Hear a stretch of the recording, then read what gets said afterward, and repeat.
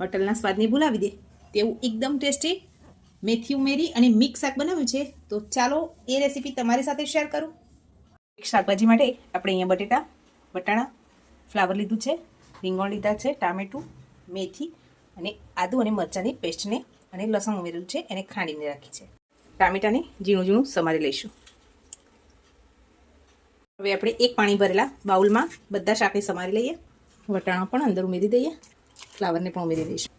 મેથીને આપણે 2 થી 3 પાણીથી ધોઈ લીધી છે. હવે એક પાણી ભરેલા વાસણમાં કટ કરી લઈએ. રીંગણને પણ આપણે આ રીતે અલગ એક પાણીવાળા વાસણમાં કટ કરી દઈએ.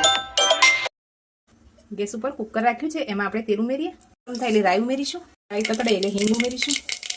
આદુ, મરચાં અને લસણની પેસ્ટ. એ સંતળાઈ જાય એટલે એમાં કટ કરીને રાખેલા ટામેટા, રેગ્યુલર મસાલા, ધાણા જીરું પાવડર, સ્વાદ પ્રમાણે મીઠું, હળદર, લાલ મરચું પાવડર. મસાલો દાજી નહીં એની માટે થોડું પાણી ઉમેરી દઈશું. 4 ચમચી જેટલો ગરમ મસાલો ઉમેરીશું. આમાંથી તેલ છૂટું પડી જાય એટલે શાક ઉમેરી દઈએ. હવે મેથી પણ ધોઈને રાખેલી છે એ ઉમેરી દઈએ. મિક્સ કરી લઈશું.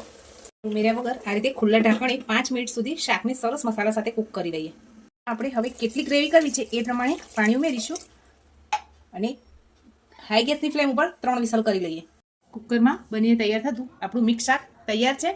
તમને આ રેસીપી ગમી હોય તો લાઈક, શેર અને સબસ્ક્રાઈબ કરજો. Thank you.